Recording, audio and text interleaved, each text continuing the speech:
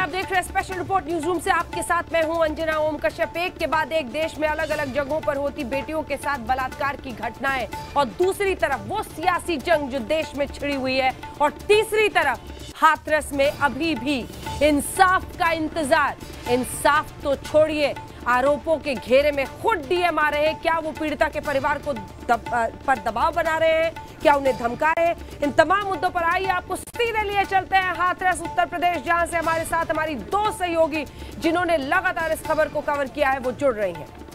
हाथरस से हमारी सहयोगी चित्रा त्रिपाठी और हाथरस से हमारी सहयोगी तनुश्री पांडे। तनुश्री पांडे ने ही रात में वो तस्वीरें सामने लाई थी जिसकी वजह से पूरे देश में लोगों ने ये महसूस किया कि प्रशासन लगातार मामले को दबा रहा है। तनुश्री ने रात के अंधेरे में वो वीडियो कैप्चर किया, कैसे बेटे की चिता प्रशासनिक अधिकारियों के घेरे में जलाई जा रही थी। उनकी पहरेदारी में चिता को आग के हवाले कर दिया गया। अंतिम संस्कार तक उस लड़की का नहीं हुआ था। आप दोनों के पास आएंगे, चित्रा और तनुश्री, लेकिन उससे पहले अपने दर्शकों को ये रिपोर्ट दिखाते हैं। अब ये मामला सियासी हो चुका है। स्वाहा हुआ आज एक्सप्रेसवे पर, क्योंकि राहुल गांधी अगर संवेदना प्रकट करने के लिए निकले थे तो आज ये सवाल पूछा जा रहा है कि इतनी भारी भीड़ लेकर जाने की क्या जरूरत थी। ये भीड़, ये हंगामा, पुलिस का रोकना, एक्सप्रेसवे पर से ही राहुल गांधी और प्रियंका गांधी को वापस भेज दिया गया। लेकिन ये दिन भर का ड्रामा तो जरा देखिए। हाईवे पर हाई वोल्टेज हंगामा, हाईवे पर हाई प्रोफाइल सियासी ड्रामा, सड़क पर धक्का मुक्की, पटका पटकी। ग्रेटर नोएडा एक्सप्रेसवे पर ऐसा सियासी हंगामा शायद पहले कभी नहीं हुआ था। कांग्रेस नेता राहुल गांधी और प्रियंका गांधी वाड्रा हजारों कार्यकर्ताओं के साथ हाथरस के लिए निकले थे, लेकिन यमुना एक्सप्रेसवे पर उनका काफिला रोक लिया गया। इसके बाद तो हंगामा खड़ा हो गया।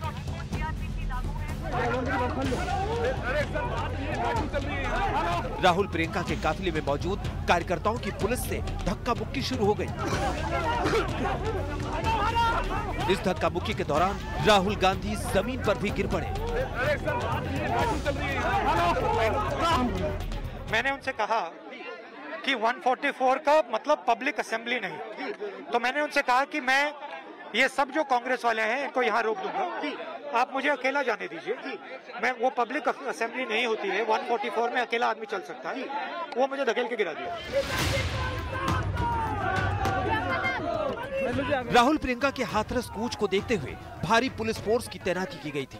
पुलिस ने धारा 144 का हवाला देते हुए राहुल गांधी के काफिले को आगे बढ़ने से रोका, तो राहुल बोले कि वो अकेले हाथरस जाएंगे। जो आप कहेंगे मैं करूंगा।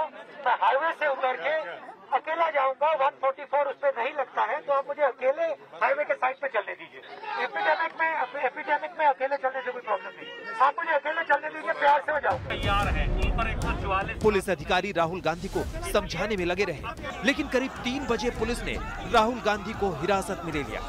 पुलिस ने राहुल को अपनी जीप में बिठाया तो कांग्रेस कार्यकर्ता जीप के ऊपर चढ़कर हंगामा काटने लगे। इसके बाद पुलिस ने लाठीचार्ज कर दिया, जिसके बाद कई कांग्रेस कार्यकर्ता जमीन पर गिर पड़े। अरेस्ट कर लिया गया है राहुल और प्रियंका को, और अरेस्ट करके पुलिस वहां ले जा रही है। लेकिन देख सकते हैं कार्यकर्ता जीप पे चढ़े हुए हैं, जाने नहीं दे रहे हैं, गाड़ी को मूव नहीं करने दिया जा रहा है। आप देख सकते हैं ये स्थिति है, और पुलिस लाठीचार्ज कर रही है। पुलिस लाठीचार्ज कर रही है, देख सकते हैं पुलिस ने लाठीचार्ज शुरू कर दिया। ये स्थिति बनी हुई है, और ले गए हैं जीप। राहुल और प्रियंका को ले जाया जा रहा है, उनकी सुरक्षा भी साथ में है, जीप को नहीं मूव करने दिया जा रहा है। चारों तरफ से कार्यकर्ता फिर आ रहे हैं। हल्की सी लाठीचार्ज भी पुलिस के द्वारा की गई थी। अब देख सकते हैं, मैं दिखाऊंगा कि लाठीचार्ज किया जा रहा है पुलिस के द्वारा। राहुल जीप के भीतर बैठे थे और उनके सुरक्षा कर्मी और कुछ पुलिस कर्मी गाड़ी से लटके हुए थे। पुलिस राहुल, प्रियंका, रणदीप सुरजेवाला, अधीर रंजन चौधरी और केसी वेणुगोपाल को अंतर्राष्ट्रीय बुद्धा सर्किट हाउस ले गई। राहुल हाथरस जाने पर अड़े थे तो कांग्रेस कार्यकर्ता गेस्ट हाउस के बाहर धरने पर बैठ गए। किसके कार्रवाई में, किसके दबाव में उन लोगों को बचाने का प्रयास किया गया? आजादी राहुल गांधी जी पैदल यात्रा कर रहे थे, लाठीचार्ज किया गया, मारा गया। प्रियंका जी के ऊपर लाठीचार्ज, मेरे कार्यकर्ताओं का हाथ तोड़ दिया गया, तमाम लोगों को बुरी तरह मारा पीटा गया, है, दमन की राजनीति होगी। हम डरने वाले नहीं, मारो लाठी चलाओ, जितना लाठी चलाना है हम सहेंगे और गांधीवादी तरीके से सड़कों पर आएंगे। कांग्रेस का सियासी ड्रामा दोपहर 12 बजे से शुरू हुआ, जब राहुल गांधी और प्रियंका कार्यकर्ताओं के साथ 10 जनपद से निकले। कांग्रेस कार्यकर्ताओं का जमावड़ा हो गया था। राहुल और प्रियंका दोपहर 12:20 पर डीएनडी फ्लाईवे पहुंचे। वहां कार्यकर्ताओं ने जमकर नारेबाजी की। राहुल बैठे हमारे साथ और राहुल गांधी की गाड़ी लगभग डीएनडी पे आ गई है, राहुल गांधी की गाड़ी कार्यकर्ताओं ने घेर रखा है। आपको हम दिखाएंगे, इसी गाड़ी में राहुल गांधी बैठे हैं, अजय लल्लू बैठ गए हैं। राहुल और प्रियंका की मंजिल हाथरस थी। नेताओं और कार्यकर्ताओं का जोश हाई था।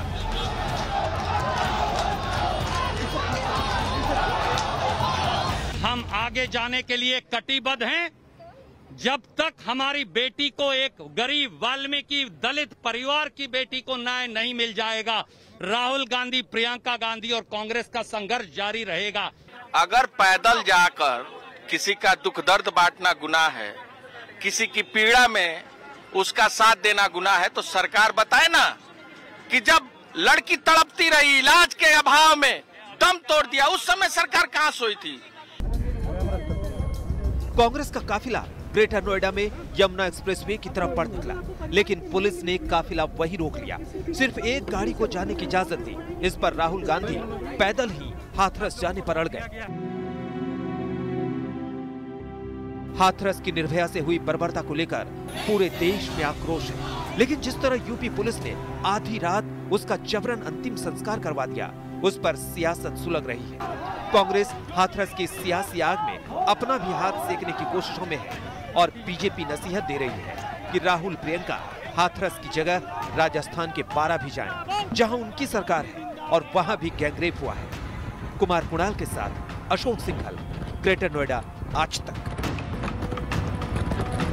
तो कांग्रेस पार्टी ने हाथरस के बहाने अपनी राजनीति खूब चमकाई। भाई बहन हाथरस तो नहीं पहुंच पाए, लेकिन रास्ते में जब वो ये लड़ाई चल रही थी, ये जद्दोजहद पुलिस के साथ, वहां पर हमारे सहयोगी ने प्रियंका वाड्रा से बात की है। सुनिए। Every single day such cases are happening. Yes. And the government, instead of taking action, instead of being sensitive towards the family of these poor girls, yes, is actually putting them through more pain. Yes. They're being kept locked up in their house. Can you imagine the plight of a father who cannot bring his daughter home for the last time? Yes. A father who is not allowed to cremate his daughter. आप हिंदू धर्म के रखवाले हैं, हिंदू धर्म के रखवाले हैं, और आपने ये स्थिति बना दी कि एक पिता अपनी बेटी की चिता नहीं जला पाए। ये कौन सा धर्म है? योगी कह रहे हैं कि प्रधानमंत्री ने उनसे कहा, उसके बाद से इतना बुलवाओगे तो मैं 100 किलोमीटर कैसे चलूंगी? तो प्रियंका गांधी से हमारे सहयोगी ने बात की और जिस तरह से चिता बेटी की जलाई गई आधी रात में, उस पर उन्होंने सवाल खड़े किए। लेकिन दूसरी तरफ जांच के लिए एसआईटी पहुंच चुकी है हाथरस, और इन सब के बीच गंभीर आरोप हाथरस के डीएम पर लग रहे हैं। ये वीडियो वायरल हो रहा है। डीएम साहब पीड़ित परिवार को धमका रहे हैं, दबाव बना रहे हैं। वो कह रहे हैं मीडिया के लोग तो चले जाएंगे, हमारे साथ रहना है, बार बार बयान मत बदलिए। आप अपनी विश्वसनीयता खत्म मत करिए। तो मीडिया वाले मैं आपको बता दूं, आज अभी आधे चले गए, कल सुबह तक आधे और निकल जाएंगे, 2-4 बजेंगे कल शाम को, और हम ही आपके साथ खड़े हैं। अब आपकी इच्छा, आपको बार बार बयान बदलना नहीं बदलना है, अभी हम भी बदल जाए कि नहीं। भाई आपको सुनाते हैं, डीएम साहब पर ये वीडियो एक बार चलने लगा, फिर आरोप लगा कि ये तो धमका रहे थे, दबाव बना रहे थे पीड़ित परिवार पर। अपनी सफाई में क्या कहा है, सुनिए। कि यहाँ पे बोल रहे हैं कि तुम्हारी लड़की अगर कोरोना से मर जाती तो मुआवजा मिल जाता है। ये सब धमकियाँ मिल रही हैं, पापा को धमकाया जा रहा है। ये बोल रहे हैं कि केस मतलब रफा दफा हो जाएगा, अगर सब केस रफा दफा हो जाएगा। ये सब वीडियो दिखा देंगे। मम्मी की उल्टी सीधी वीडियो बना रखी है। जो उस टाइम में वो हालात ऐसे थे, जो मन में आ रहा वो सब लोग बोले जा रहे हैं। यही सब करके अब ये लोग हमें यहाँ रहने नहीं देंगे। ये डीएम बहुत ज्यादा ही चालबाजी कर रहे हैं। हम लोगों के साथ में इतना प्रेशर डाल रहे हैं जबरदस्ती कि हम लोगों ने तुम्हारे इतने लोग तुम्हारी बात का कोई भरोसा नहीं है, तुम जबरदस्ती बयान बदल रहे हो, तुम पे कौन भरोसा? पापा पे बुलवा रहे, बयान बदलने से तुम्हारी कोई वो रहेगी, हम लोग दूसरी जगह चले जाएंगे। ये आपने पीड़िता की भाभी को सुना, वो साफ बता रही हैं कि डीएम साहब दबाव बना रहे हैं, बार बार हम लोगों पर दबाव बनाया जा रहा है प्रशासनिक अधिकारियों की तरफ से, और इन सब के बीच अब डीएम साहब सामने आए हैं सफाई देने के लिए पूरे मुद्दे पर।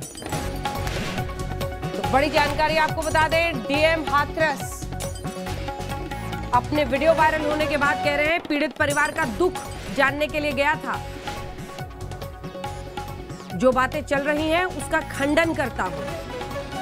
आइए आपको सुनाते हैं क्या कहा है डीएम साहब ने। पीड़ित परिवार के 6 जने, कुल 6 परिजन थे, उनके साथ बैठकर लगभग 1 से 1.5 घंटे तक वार्ता हुई और उन्होंने सभी मांगों पर सहमति दी और उस पर किसी प्रकार का कोई दबाव नहीं था। और उसका हमारे पास पूरा जो बातचीत का है वो उसका वीडियो भी हमारे पास है। और उसके बाद भी मुझे आज जब पता चला कि पीड़ित परिवार किसी बिंदु पे खुश नहीं है, तो इसके लिए मैं आज उनसे मिलने गया था और 1.5 घंटे तक लगभग मेरी उनसे बातचीत हुई थी और मैंने उनका यही जानने का प्रयास किया कि इनकी नाराज़गी का क्या कारण है। लेकिन इस तरीके से नकारात्मक जो खबरें चलाई जा रही है उसका मैं खंडन करता हूँ। जिन प्रशासनिक अधिकारियों की जिम्मेदारी और नियुक्ति ही इसीलिए होती है कि उस जगह पर इस तरह के अपराध ना हो, क्या वो अपराध ही छिपाने के लिए दबाव बना रहे पीड़ित परिवार पर? ये आरोप इस वीडियो के सामने आने के बाद आइए आपको सीधे लिए चलते हैं। चित्रा और तनुश्री दोनों हमारे साथ जुड़ रहे हैं।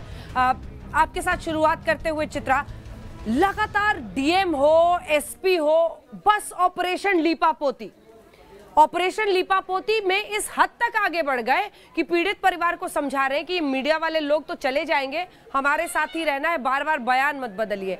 ये एक डीएम को कहने की जरूरत क्या है? मुझे लगता है कि इस तरह की बात सामने आने पर कोर्ट भी बड़ी गंभीरता से ऐसे मुद्दों को लेता है। बिल्कुल सही कहा अंजना आपने, और अगर आप गौर से सुनेंगे तो डीएम साहब आगे उसमें ये भी जोड़ते हैं कि पता नहीं कल मैं रहूं ना रहूं, यानी कि कहीं ऐसा तो नहीं कि उनको भी यहां से ट्रांसफर का डर सता रहा है और इसी वजह से बार बार पीड़ित परिवार के साथ मुलाकात कर वो आश्वस्त करने की कोशिश कर रहे हैं कि देखिए हम तो साथ हैं लेकिन मीडिया आ जाए और वो कर चली जाएगी। इस तरह के जब वीडियो सामने आते हैं तो यकीनन इस तरह के अधिकारियों पर सवाल तो खड़े होते हैं, लेकिन सबसे बड़ा सवाल उस लड़ाई को लेकर है जिसकी आग में इस वक्त ये पूरा का पूरा परिवार जल रहा है। देखिए अगर डीएम जाएंगे और इंसाफ का वो भरोसा अगर उनके भीतर पैदा नहीं कर पाएंगे तो परिवार सवाल पूछेगा। यही कारण है कि एसआईटी की टीम आज सुबह सुबह पहुंची थी, कई घंटों तक लगातार परिवार वालों के बयान दर्ज किए गए, बाकायदा उसको लिखा गया, नोट डाउन किया गया, लेकिन उसके बावजूद परिवार संतुष्ट नहीं है। परिवार का कहना है कि मीडिया को आपने गेट पर रोक दिया, अंदर सबकी एंट्री बैन कर दी है, आप अकेले में हमसे क्या पूछना चाहते हैं? और दूसरा महत्वपूर्ण सवाल ये भी कि देखिए अब परिवार ये कह रहा है कि दरअसल हमको यहाँ के पुलिस प्रशासन पर भरोसा ही नहीं है, पूरे मामले की सीबीआई से जांच करवाई जाए। तो ये इस वक्त की बड़ी खबर भी है और कुल मिलाकर स्थिति जिस तरह की दिख रही है अंजना, वो अपने आप में यकीनन हाथरस से बहुत सारे सवाल खड़े करती है। तनुश्री, आपने प्रशासन की हर लीपापोती को लेकिन उजागर किया, रात के अंधेरे में कैसे बेटी की चिता को आग के हवाले कर दिया गया, और अब तो मामला यहां पर पहुंच रहा है कि न सिर्फ डीएम साहब दबाव बनाते हुए दिख रहे हैं बल्कि एडीजी साहब बाहर आकर ये बता रहे हैं कि रेप तो हुआ ही नहीं। बिल्कुल बिल्कुल बिल्कुल। और अंजना, पहले दिन से हम देख रहे हैं सिर्फ आज तक का कैमरा वहां मौजूद था जब बिना फैमिली के परमिशन के बॉडी को, एक रेप विक्टिम के बॉडी को ले जाया गया। फैमिली का कोई वहां मौजूद नहीं था सदस्य, और पुलिस ने खुद से ही उसको आग के हवाले कर दिया। तो ये होने के बाद आज एफएसएल की रिपोर्ट आई है और एडीजी लॉ एंड ऑर्डर, एक लड़की जो अपने डेथ बेड पे ये बयान दे के गई है, जो बयान कोर्ट में भी एडमिसिबल है कि मेरे साथ गैंग रेप हुआ है, ADG UP law and order आज रिकॉर्ड पे आके कहते हैं कि रेप का तो कोई प्रूफ ही नहीं मिला है।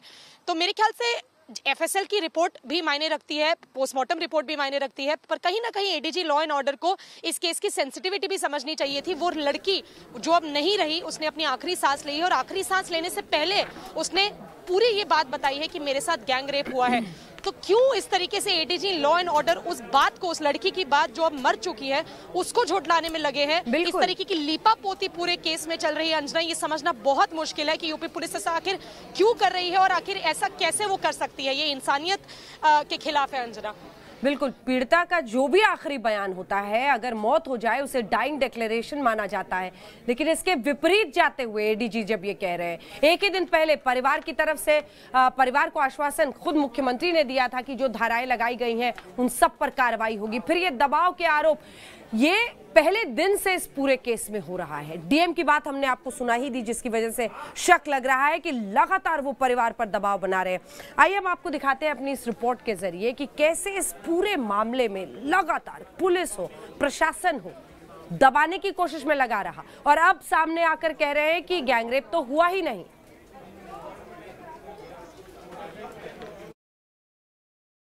उस दिन जिस दिन आपकी चोट लगी है उस दिन रेप हुआ है? अच्छा, दोनों ने किया था, कोई और भी था? वो दोनों थे और बाकी सब भाग गए थे। अच्छा, बाकी सब भाग गए थे। मम्मी को देख के। अच्छा, मम्मी को देख के भाग गए थे। सुना आपने? जी हाँ, ये हाथरस की निर्भया की आवाज है। अस्पताल में बुरी तरह घायल अवस्था में उसने पिछले 22 सितंबर को बताया था कि उसके साथ बलात्कार हुआ था और अब उत्तर प्रदेश की पुलिस कह रही है कि लड़की के साथ तो बलात्कार हुआ ही नहीं था। ये बताने के लिए यूपी के ADG law and order Prashant Kumar ने बाकायदा प्रेस कॉन्फ्रेंस बुला ली। एफएसएल की रिपोर्ट के हवाले से कहा गया कि लड़की से रेप नहीं हुआ था। रेप के बारे में कंक्लूसिव रिपोर्ट एफएसएल से आ गई है कि रेप के साइन नहीं हैं। तभी मैं ये बात आपको पूरी जवाबदेही के साथ बता रहा हूं कि उसके पहले भी कंक्लूसिव प्रूफ रेप का किसी डॉक्टर्स ने नहीं दिया। तो क्या एडीजी साहब ये कहना चाह रहे हैं कि अस्पताल में जिंदगी और मौत से जूझ रही हाथरस की वो बेटी झूठ बोल रही थी? एडीजी साहब फिर से सुन लीजिए इस बेटी की आवाज, जिसमें वो साफ साफ कह रही है कि उसके साथ बलात्कार हुआ। उस समय होश में थे? थोड़ा सा होश था। थोड़ा सा होश था। अच्छा, तो रेप हुआ आपके साथ, उसके बाद क्या किया? मेरी मम्मी ने मुंह में पानी डाला तो कुछ नहीं क्या हुआ।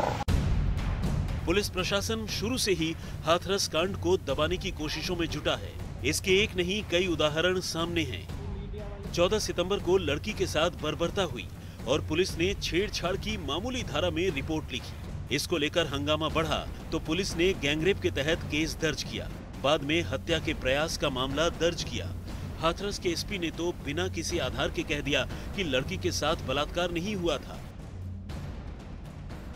मेडिकल असॉल्ट की बात, जो सेक्सुअल असॉल्ट की बात पीड़िता ने कही तो डॉक्टरों से इसकी रिपोर्ट मांगी गई। डॉक्टरों ने उसको कंफर्म नहीं किया है।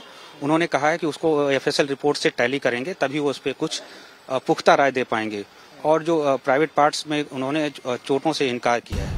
पुलिस प्रशासन ने तो 29 सितंबर की आधी रात अंधेरगर्दी की सारी हदें पार कर दी। लड़की का शव दिल्ली से रात 1:15 बजे घर पहुंचा था। पुलिस लाश को फूंकने में जुटी थी। लड़की की मां पुलिस से गुहार लगा रही थी कि बेटी की एक बार सूरत तो देख लेने दो।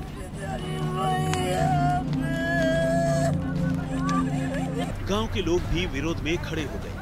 मीडिया भी सवाल पूछता रहा, लेकिन पुलिस वालों ने हर फरियाद अनसुनी कर दी। सर मुझको एक बार बस बता तो दीजिए कि बॉडी है कि क्या है? मुझे सर राइट नहीं है बोलने का। मैं थर्ड क्लास का एक पुलिस ऑफिसर हूँ। जल क्या रहा है आपके सामने? थर्ड स्केल का पुलिस ऑफिसर हूँ। मुझे बोलने का अधिकार नहीं हिंदुस्तान में। आप लोग खड़े, किसी को तो पता होगा मैं क्या है? कोतवाल हो सकता हूँ पर बोल नहीं सकता हूँ मैं। अच्छा, कोई तो बता दे सर, हमको जरा बता दीजिए। जो बोल सकता है वो बोले। नहीं, कौन, ये क्या चल रहा है, इतना बस बता दीजिए।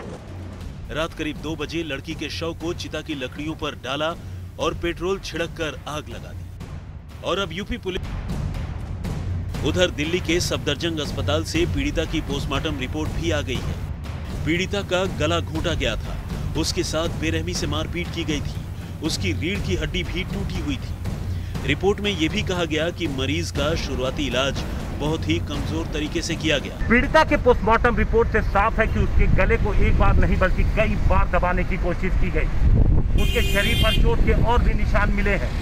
इस पोस्टमार्टम रिपोर्ट का जांच एजेंसियों को बड़ी ही बेसब्री से इंतजार था, क्योंकि इसी पोस्टमार्टम रिपोर्ट से आगे की जांच की दिशा तय होनी है। लेकिन मौत की असली वजह विसरा रिपोर्ट आने के बाद ही साफ हो पाएगी। हाथरस की निर्भया की अभी विसरा रिपोर्ट नहीं आई है। विसरा रिपोर्ट आने के बाद ही पता चलेगा कि उसकी मौत किस वजह से हुई थी। हाथरस से चित्रा त्रिपाठी के साथ हिमांशु मिश्रा, दिल्ली, आज तक। एफएसएल की रिपोर्ट में रेप नहीं आया है, गैंगरेप पर ही सवाल खड़े कर दिए। लेकिन चित्रा त्रिपाठी वो बयान भी तो है पीड़िता का, जिसे डाइंग डिक्लेरेशन ऐसे केसेस में माना जाता है। बिल्कुल सही कहा आपने, और उसी बयान के आधार पर पलट के ये सवाल इन अधिकारियों से जरूर पूछा जाना चाहिए। तो फिर किस आधार पे आपने 4 लोगों की गिरफ्तारी की? मामला तो रेप का, गैंगरेप का दर्ज किया गया है, 4 की गिरफ्तारी हो चुकी है। और बार बार इस बात पर जोर देने की जरूरत है क्या? क्योंकि एसआईटी तो पूरे मामले को अभी इन्वेस्टिगेट कर रही है, आज पहला ही दिन है। बार बार वो एफएसएल की रिपोर्ट दिखाकर दरअसल ये बताना चाहते हैं कि गैंगरेप तो हुआ ही नहीं। तो मोटिव साफ होना चाहिए कि आखिर खेत में उसको घसीट कर क्यों लेकर जाया गया था, उसके गले को दबाने की कोशिश क्यों की गई थी, उसके कपड़े फटे हुए क्यों थे, वो तड़पती हुई हालत में क्यों पहुंची हुई थी थाने में, जहां पर थाने पहुंचने के बाद भी कुछ यहां के लोकल कैमरों ने उसकी आवाज को रिकॉर्ड किया था, उससे बातचीत की थी और उसके बाद उसको अस्पताल लेकर जाया गया था। ये तमाम वो सवाल है। देखिए, लीपापोती का सीधा सीधा ये मामला दिखाई दे रहा है, जिस पर मुझे लगता है कि अब चूंकि मामले की जांच एसआईटी कर रही है, तो एसआईटी इस पूरे मामले को किस तरह से अपनी रिपोर्ट आगे बढ़ाती है वो महत्वपूर्ण होगा। लेकिन लीपापोती की कोशिश, पल्ला झाड़ने की कोशिश, ये बताने की कोशिश, वो भी तब जब लड़की की डेथ हो चुकी है, जो हमारे बीच नहीं है खुद ये बताने के लिए कि क्या हुआ था। और उसका ये जो लास्ट वीडियो वाला बयान है वही मान्य होगा कोर्ट में। उसके आधार पर भी अगर एडीजी साहब इस तरह की बातें कर रहे हैं तो अपने आप में इसको बेहद गैर जिम्मेदाराना, कम से कम यहाँ के शब्दों में जो हाथरस के लोग हैं वो यही बता रहे हैं। अंजना, बिल्कुल, आप दोनों बने रहिए हमारे साथ। जल्दी से अपने दर्शकों को सुनाते हैं। सियासत भी बेलगाम चल रही है इस पूरे मुद्दे पर। सिद्धार्थ नाथ सिंह ने कहा है कि राहुल गांधी और प्रियंका वाड्रा सिर्फ एक फोटो ऑप करने के लिए आए थे। इधर मायावती भी इस पर अपनी प्रतिक्रिया दे रही हैं, सुनिए। उत्तर प्रदेश में वर्तमान भाजपा सरकार में तो कानून का नहीं बल्कि गुंडों, बदमाशों, माफियाओं, बलात्कारियों एवं अन्य अराजक तत्वों का राज चल रहा है। और यहाँ कानून व्यवस्था पूरी तरह से दम तोड़ चुकी है। खासकर इस सरकार में यहाँ की बहन बेटियां तो बिल्कुल भी सुरक्षित नहीं है। जैसा कि मैंने अभी आपको बताया कि मैं सोच रही थी कि हाथरस के बाद ये लोग हरकत में आएंगे, लेकिन नहीं आए। और बलरामपुर की घटना जब मैंने आज सुबह न्यूज में देखी तो मुझे झकझोर दिया। मायावती जी, आप भूल गई कि दलितों के ऊपर 1000, ये हमारा नहीं रिकॉर्ड है, 1000 दलितों का उसमें खून हुआ है आपके दौरान। और आज आप हमें लेक्चर दे रही हैं। आप अपनी उंगली एक हमारे पे उठाएंगी तो आपके ऊपर 2 उंगलियां आएंगी, और आप ऊपर मुंह करके थूकेंगी तो थूक आप पे ही गिरेगी। मायावती जी को ये याद रखना चाहिए। जहां तक कि उत्तर प्रदेश का सवाल है, ये योगी जी की सरकार है, कानून व्यवस्था यहाँ पे दुरुस्त की जा रही है। आप सबको याद होएगा, ये वही लोग हैं जिन्होंने उत्तर प्रदेश के अंदर माफिया राज कर रखा था। राजनीतिक इनका सफर है, ये इनका दृष्टिकोण है, यही इनके सिद्धांत हैं। और जो भाई और बहन चले हैं दिल्ली से, उनको जाना चाहिए था राजस्थान। राजस्थान तो गए नहीं। वहां पर मैं तुलना नहीं करता कि कभी, क्योंकि ये जो भी है, जहां भी हो, वो जघन अपराध होता है और उस पर राजनीति नहीं होनी चाहिए। मगर जब आप बयानबाजी करते हो तो सरकार आपकी है, राहुल जी, सोनिया जी और प्रियंका वाड्रा जी, आपकी सरकार है। वहां पर 2 बहनों के साथ 12 के अंदर जो घटनाएं हुई हैं, घटना खाली एक जगह नहीं, 3 आपके बड़े शहरों में हो रही हैं, और आप चुप हैं। ना आपका ट्विटर हिलता है, ना ही आपकी तरफ से बयान आता है, और आप चल पड़े हैं उत्तर प्रदेश के लिए। जिस प्रकार गरीब दलित बेटियों के साथ कुकृत्य हो रहा है, जिस प्रकार से अनाचार और अत्याचार हो रहा है, और जिस प्रकार से आदित्यनाथ सरकार में कानून व्यवस्था पूरी तरह से फेल है। उत्तर प्रदेश को अपराध प्रदेश बना दिया गया है। किसी भी मुख्यमंत्री को शर्म से डूबकर मर जाना चाहिए और इस्तीफा दे देना चाहिए। वो कितना भी दमन करें, वो सोनिया जी और राहुल जी को रोक नहीं पाएंगे। इससे नेता एक तरफ, सियासत एक तरफ, सब अपनी अपनी राजनीति चमकाने की कोशिश करते हुए एक तरफ, लेकिन सबसे बड़ा मोड़ इस पूरे मामले में आ सकता है, जो खबर हम आपको बता रहे हैं उसके साथ, क्योंकि अब इस पूरे हाथरस निर्भया कांड में हाई कोर्ट ने संज्ञान लिया है, स्वतः संज्ञान लिया है। ये सबसे बड़ी खबर, इलाहाबाद हाई कोर्ट ने स्वतः पूरे मामले का संज्ञान लिया है। जिस तरह से एक के बाद एक गैंगरेप, एफएसएल रिपोर्ट में ही गैंगरेप से इनकार, डीएम के परिवार पर ही दबाव डालने का आरोप, वीडियो लगातार आज तक हम आपको दिखाते रहे हैं आज तक पर। इन सब के बीच इलाहाबाद हाईकोर्ट ने स्वतः पूरे मामले का संज्ञान लिया है और इसी के साथ सभी संबंधित अधिकारियों को नोटिस भेजा है। तो ये एक निर्णायक मोड़ हो सकता है पूरे मामले में, अगर हाईकोर्ट खुद अधिकारियों को नोटिस भेज रहा है। सभी को इसकी गंभीरता समझ में आएगी। जैसा मैंने पहले भी कहा था कि कोर्ट ऐसे मामलों में बहुत सख्ती रखता है कि आखिर कैसे पीड़ित परिवार पर ही दबाव कोई भी अधिकारी बना सकता है, जो वहां पर जिम्मेदारी जिसकी है सुरक्षा देने की और व्यवस्था को ठीक करने की। लेकिन अब आइए हम आपको दिखा रहे हैं 6 अलग अलग जगहों की तस्वीरें। ये सवाल आज की हाथरस ही नहीं, यूपी के कई जिलों में लड़कियों के साथ बलात्कार की वारदात सामने आई है। यूपी के बलरामपुर में एक छात्रा को अगवा करके रेप किया गया, जिसकी मौत हो गई। बुलंदशहर में घर में घुसकर पहले उसे अगवा किया, फिर रेप किया। अमेठी में भी एक निर्भया इंसाफ मांग रही है। यूपी के बागपत में एक रेप पीड़िता ने जहर खाकर जान देने की कोशिश की। इधर आजमगढ़ में एक 8 साल की मासूम के साथ दरिंदगी की गई। यूपी में कितनी निर्भया, बलरामपुर, बुलंदशहर, अमेठी, आजमगढ़ में दरिंदगी। आखिर ये क्या हो रहा है? कहां है कानून, कहां है एनकाउंटर करने वाली पुलिस? है कि नहीं है? मेरी ड्यूटी यहाँ पर है आप लोगों को इस बताने के लिए कि आप लोग आगे ना बढ़े। बस मैं आगे नहीं बढ़ रही हूँ, आप मुझे बता दीजिए क्या आप इस बारे में डीएल साहब से पूछना है। यूपी में आखिर ये क्या हो रहा है? यूपी में कितनी निर्भया? सवाल बेटियों की आबरू का है। उत्तर प्रदेश में कानून कहां है? बात बात पर एनकाउंटर करने वाली यूपी पुलिस कहां गई? वो सरकारी ताकत जो छोटे छोटे मामलों पर तुरंत एने से लगाती है और रेप जैसी संगीन वारदात को अंजाम देने वालों पर सिर्फ 376 का मुकदमा लिखकर कार्रवाई पूरी की जा रही है। यूपी में हाथरस की निर्भया के साथ गैंगरेप और हत्या पर हंगामा मचा हुआ है। उसका परिवार इंसाफ के लिए चीख रहा है। इस बीच सूबे के कई दूसरे जिलों से भी बलात्कार के मामले सामने आए हैं। बलरामपुर, बुलंदशहर, आजमगढ़, अमेठी, बागपत और फतेहपुर में बेटियों की इज्जत के साथ खिलवाड़ किया गया। कहां है कानून व्यवस्था का डंडा? हकीकत तो ये है कि यूपी में हर दिन कोई न कोई बेटी दरिंदगी का शिकार हो रही है और घटना के बाद पुलिस प्रशासन का सिर्फ एक जवाब होता है, कड़ी कार्रवाई की जा रही। दिल्ली में हाथरस की निर्भया ने दम तोड़ा और यूपी के बलरामपुर में एक छात्रा के साथ गैंगरेप हो गया। मंगलवार यानी 29 सितंबर की सुबह वो लड़की फीस जमा कराने कॉलेज गई थी। शाम के वक्त एक रिक्शा चालक छात्रा को बेहोशी की हालत में उसके घर के पास छोड़कर चला गया।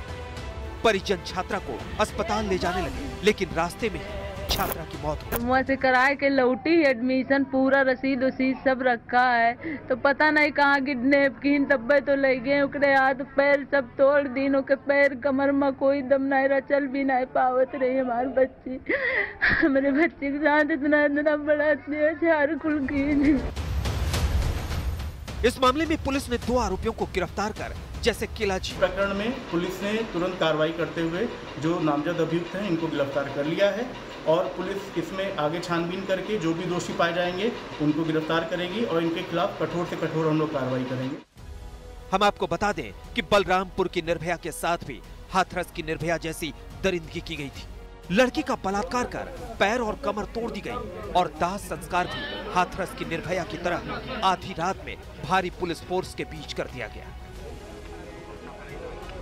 हालांकि लड़की के परिजनों ने कहा है कि शव का अंतिम संस्कार उनकी अनुमति से ही किया गया। लखनऊ से कुमार अभिषेक के साथ सुजीत शर्मा, बलरामपुर, आज तक। मामला सुलगता ही जा रहा है। अपने ही घर में घिरी अब योगी सरकार। बड़ी खबर हम आपको बता रहे हैं। बीजेपी के एक सांसद और एक विधायक दोनों ने ही अपनी ही सरकार के खिलाफ बात कही है। हाथरस कांड पर घर में गिरी योगी सरकार। एक सांसद, एक विधायक। बीजेपी सांसद किरीट सोलंकी ने सवाल खड़े किए हैं। कहा है यूपी पुलिस को होना चाहिए ज्यादा संवेदनशील। गाजियाबाद के लोनी के एमएलए ने राज्यपाल को चिट्ठी लिखी है। डीजीपी पर विपक्षी पार्टियों से मिली भगत का आरोप लगा रहे हैं। बीजेपी सांसद किरीट सोलंकी ने ये सवाल खड़े किए हैं और यूपी पुलिस को होना चाहिए ज्यादा संवेदनशील, ये बात कही है। हाथरस, अमेठी, बुलंदशहर, बागपत, आजमगढ़, फतेहपुर, रेप और गैंगरेप की एक के बाद एक होती घटनाएं ये सवाल आज खड़े कर रही हैं उत्तर प्रदेश की पुलिस पर। कहा तो अपनी पीठ थपथपाते थे ये कहकर कि हम तो एनकाउंटर स्पेशलिस्ट हैं।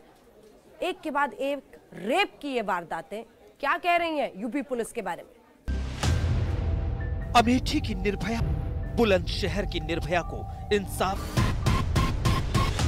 बागपत की निर्भया मांगे न्याय, फतेहपुर में 6 साल की, आजमगढ़ की निर्भया के दरिंदे बचने नहीं। यूपी में बेटियों के साथ पुलिस पता नहीं भांग की गोली खाकर सो रही है। ये पुलिस की सरासर बेशर्मी है। यूपी पुलिस बेहयाई का चोला ओढ़कर दरिंदों का तांडव। बुलंदशहर में 14 साल की एक नाबालिग बच्ची के साथ रेप किया गया। 29 सितंबर की रात लड़की के घर में घुसकर पहले उसे नशीला पदार्थ सुखाया, फिर उसे अगवा कर लिया गया और इस तरह दरिंदगी। शाम को 4:26 पर पुलिस को पहली सूचना इस घटना के संबंध में कहीं से प्राप्त हुई। तत्काल क्षेत्राधिकारी नम्रता श्रीवास्तव और थाना प्रभारी कपूर मौके पर पहुंचे, जानकारी किया, पीड़िता को मेडिकल परीक्षण के लिए भिजवाया, अभियोग दर्ज किया गया। रात में लगभग 1 बजे अभियुक्त को गिरफ्तार कर लिया गया है। यूपी के बागपत में 29 सितंबर को एक नाबालिग रेप पीड़िता ने जहर खाकर जान देने की कोशिश की। आरोपी युवक रेप के बाद उस लड़की को ब्लैकमेल कर रहा था, बदनाम करने की धमकी दे रहा था। परेशान पीड़िता को कोई रास्ता नहीं दिख रहा था, लिहाजा उसने जहर खा लिया। समय रहते उसे बचा लिया गया। बाद में पुलिस ने आरोपी को गिरफ्तार कर लिया। जी मैं खेत में जाते थे और मेरे नामर्जी के खिलाफ मेरे साथ गलत काम करता था वो। जब मैं उसने कहती थी कि मैं अपने घर को बतलाऊंगी या मैं और बताऊंगी, तो मैं कहता था कि अपने यार दोस्तों में सबको बतलाऊंगा, पूरे गांव में तो जब बदनाम कर दूंगा। इस वजह से आजमगढ़ जिले में 30 सितंबर की शाम को एक 8 साल की मासूम के साथ दरिंदगी की गई। मामला जीएनपुर थाना अंतर्गत एक गाँव का है। परिजनों ने मोहल्ले के एक युवक के खिलाफ पुलिस को तहरीर दी है। आजमगढ़ पुलिस ने मुकदमा दर्ज किया और आरोपी को गिरफ्तार। वारदात के वक्त 8 साल की मासूम वहां पर खेल रही थी। आरोपी उसे पहला फुसलाकर साथ ले गया। आजमगढ़ से राजीव कुमार के साथ मुकुल शर्मा, बुलंदशहर, आज तक। लेकिन देश का सिर तो शर्म से इसलिए झुक रहा है क्योंकि राज्य दर राज्य इस तरह की वारदातें हो रही हैं और मुख्यमंत्री राजस्थान के बता रहे हैं कि मेरे राज्य में जो रेप की घटनाएं हुई हैं वो उतनी बुरी नहीं है जितनी उत्तर प्रदेश में हो रही हैं। यहां पर लेकर आ गई है देश की सियासत इतने गंभीर मामलों को। राजस्थान के 12 में 2 बहनों के साथ गैंगरेप हुआ और सीएम गहलोत क्या कह रहे हैं? ऐसे तो 2-3 थे पर ऐसे पता नहीं है कौन बेहोश कर देते थे, गोली दे देते। राजस्थान के 12 गैंगरेप कांड की दोबारा होगी जांच। फांसी दो, फांसी दो, हाथरस के बलात्कारियों को फांसी दो, फांसी दो, फांसी दो। 12 गैंगरेप कांड पर चल पड़ी है तगड़ी सियासत।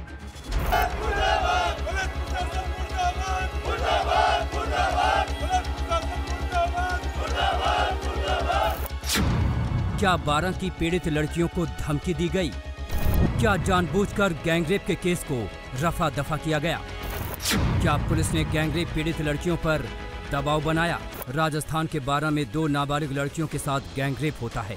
18 से 21 सितंबर तक 2 लड़के 2 नाबालिग लड़कियों को कोटा, जयपुर और फिर अजमेर ले गए, जहां दोनों लड़कियों के साथ गैंगरेप किया गया। लेकिन आरोपी पकड़े जाने के बावजूद छोड़ दिए गए और लड़कियों को सखी केंद्र भेज दिया गया। साथ ही पुलिस हेडक्वार्टर ने बयान जारी करके 2 नाबालिग लड़कियों के साथ हुए गैंगरेप का खंडन कर दिया। पुलिस की तरफ से कहा गया है कि दोनों लड़कियों ने अपने 164 के बयानों में स्पष्ट किया है कि उनके साथ रेप नहीं हुआ। दोनों लड़कियों की मेडिकल जांच कराई गई जिसमें रेप की पुष्टि नहीं हुई है। कितने जने थे बेटा ये? पहले 2 ही थे, फिर पता है 2-3 और आए थे। सबने गलत काम किया? हाँ। कितने लोगों ने किया? वो 3-4 लोग आए थे बाहर। फिर क्या हुआ? फिर कैसे घर पर तुमने पता नहीं क्यों पूछा नहीं पापा वगैरह को? फोन क्यों नहीं किया? क्या धमकी देते थे वो? मम्मी पापा को मारने की। नहीं तो फोन करके बुलाया क्या था? मैं मुंह पे कपड़ा डाला था घर पे आके। कितने लोगों ने गलत किया तुम्हारे साथ में?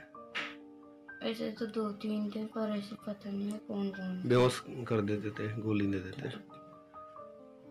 दोनों साथ थे तुम? क्या अलग अलग कमरे में थे? नहीं, दोनों बहनें थे साथ में पढ़ो। लेकिन अब इस गैंगरेप कांड में नया मोड़ आ गया है। राजस्थान 12 रेप कांड में बलात्कार का मुकदमा दर्ज कर फिर से मजिस्ट्रेट के सामने बयान दर्ज कराए जाएंगे। पीड़ित लड़कियों ने कहा है कि वो अपना बयान बदलना चाहती हैं। अब बीजेपी इस मुद्दे पर राजस्थान की गहलोत सरकार को घेर रही है। के साथ बलात्कार के मामले में बीजेपी देख सकते हैं यहाँ पर प्रदर्शन कर, मामला पूरी तरह से सियासी हो चुका है। यहाँ पर लोग जो है प्रदर्शन कर रहे हैं, जो बलात्कार हुए हैं उसमें इंसाफ की मांग कर रहे हैं। क्या किस तरह से आपको लगता है यहाँ पर पुलिस की कोताही रही है?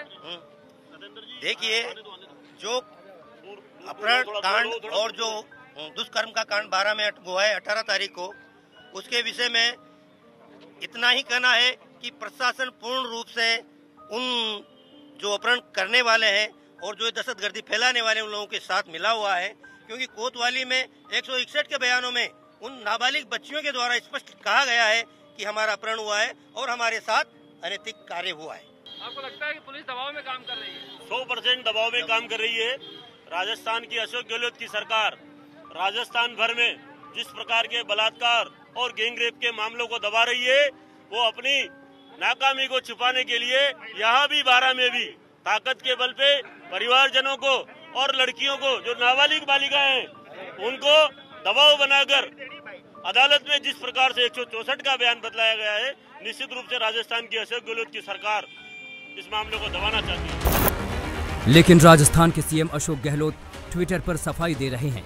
उन्होंने हाथरस गैंगरेप को बेहद निंदनीय बताते हुए कहा कि दुर्भाग्य से राजस्थान के 12 में हुई घटना को हाथरस की घटना से तुलना की जा रही है, जबकि 12 में बालिकाओं ने स्वयं मजिस्ट्रेट के समक्ष दिए बयानों में अपने साथ ज्यादती नहीं होने एवं मर्जी से लड़कों के साथ घूमने जाने की बात कही।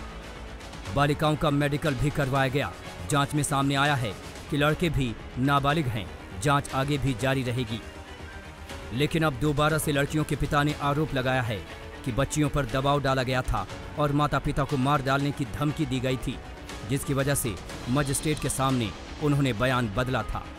सामने आश्वस्त किया पूरा जो दो मेरे साथ दुर्घटना हुई वो किसी के साथ नहीं होना चाहिए। नहीं जी, पुलिस ने कुछ कार्रवाई नहीं करी हमारे साथ, कुछ धोखा किया है। महिला थाना की पुलिस ने धोखा किया है हमारे साथ, कोई कार्रवाई नहीं की। अब इस पूरे मामले में पुलिस की भूमिका पर सवाल उठ रहे हैं। आखिर जब पुलिस के सामने 161 के बयान में लड़कियों ने गैंगरेप की बात कही थी, तो फिर मजिस्ट्रेट के सामने वो कैसे पलट गई? जब बच्चियों ने कहा था कि हमारे साथ बिना मर्जी से उन्होंने बलात्कार किया है, तो फिर 164 के बयान आपने क्यों लिया? कहीं बचाने की कोशिश तो नहीं थी? जी नहीं, 164 के बयान कराना एक मैंडेटरी प्रोविजन है, it is a legal provision. और हर केस में जिसमें भी महिला संबंधी अत्याचार होते हैं उसमें 164 के बयान मैंडेटरी है and that has to be done within 48 hours. और 164 के बयानों के जो एविडेंशियरी वैल्यू है वो किसी भी दूसरे बयान या किसी भी दूसरे एविडेंस से बहुत ज़्यादा महत्व रखती है, बिकॉज वो जुडिशियल मजिस्ट्रेट साहब खुद अपनी प्रेजेंस में बयान लेते हैं और बयान लेने से पहले मजिस्ट्रेट साहब ये इंश्योर करते हैं और इस बाबत उसमें उनके बयानों में टिप्पणी भी होती है कि भाई बयान लेने से पहले ये एसर्टेन कर लिया गया है, इंश्योर कर लिया गया है कि जो बयान दे रहे हैं वो किसी प्रकार के किसी ड्यूरेस में नहीं है, किसी परेशानी में नहीं है और किसी अच्छे मतलब प्रॉपर होश आवास में है और बयान देने के काबिल हैं, सक्षम है। 12 गैंगरेप कांड पर फिलहाल तगड़ी सियासत चल रही है। बीजेपी विरोध प्रदर्शन कर रही है और आरोपियों की गिरफ्तारी की मांग कर रही है। शरद कुमार, 12 आज तक।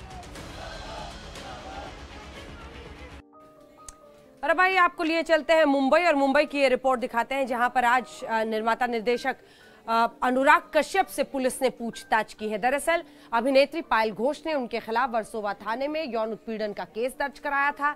आज उनसे अनुराग कश्यप पर लटकी गिरफ्तारी की तलवार। यौन शोषण के आरोप में अनुराग कश्यप से पूछताछ। ये भी बताया कि मेरे साथ बहुत सारे लड़कियों का संबंध रह चुका है, 200 से भी ज्यादा। अभिनेत्री पायल घोष ने लगाया अनुराग कश्यप पर रेप का आरोप। अभिनेत्री पायल घोष ने अनुराग कश्यप पर रेप का संगीन इल्जाम लगाया तो उन्हें मुंबई के वर्सोवा पुलिस स्टेशन में पूछताछ के लिए बुला लिया गया। अब अगर अनुराग कश्यप पर लगाए गए आरोप सही साबित होते हैं तो उन्हें गिरफ्तार भी किया जा सकता है। हम आपको बता दें कि पायल घोष ने अनुराग पर आरोपों का पुलिंदा सा बांध दिया था। सौरभ वक्तानिया, मुंबई आज तक। स्पेशल रिपोर्ट पे इतना ही। देश दुनिया की बाकी खबरों के लिए आप देखते रहिए आज तक। नमस्कार, मैं हूं अंजना ओम कश्यप। हमें उम्मीद है ये वीडियो आपको पसंद आया होगा। लेटेस्ट खबरों के लिए यूं ही देखते रहिए आज तक और इस वीडियो के पसंद आने पर लाइक, शेयर एंड सब्सक्राइब करना ना भूलें।